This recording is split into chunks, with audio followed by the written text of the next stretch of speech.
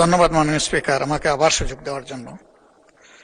আসলে মাননীয় স্বরাষ্ট্রমন্ত্রী খুব সুন্দর করেই বলেছেন, কোনো সংকট নাই। এটা আসলে সংসদের ভিতরে নাই, বাইরে।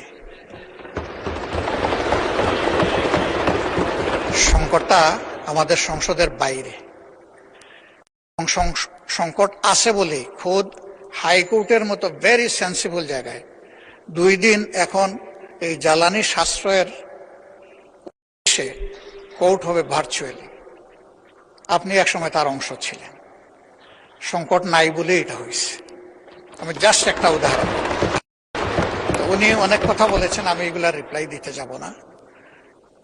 এই সংকটটা এই সরকারের সৃষ্টি না, এটা একটা গ্লোবাল ম্যাটার, একটা ওয়ার সিচুয়েশন চলতেছে। আমরা এগুলা বুঝি, কথা বারবার আমরা বলতেছি।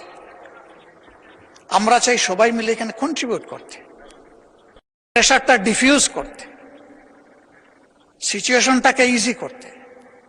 তাহলে সব দায়িত্বই যদি একা একা ভাবে সরকারি দল করে, আমরা কোনো সুযোগ পাবো না। মাননীয় স্পিকার, আমরা তো এই দেশের নাগরিক। জনপ্রতিনিধি বাদ দিলাম, নাগরিক হিসাবেও তো আমাদের কিছু দায় আছে।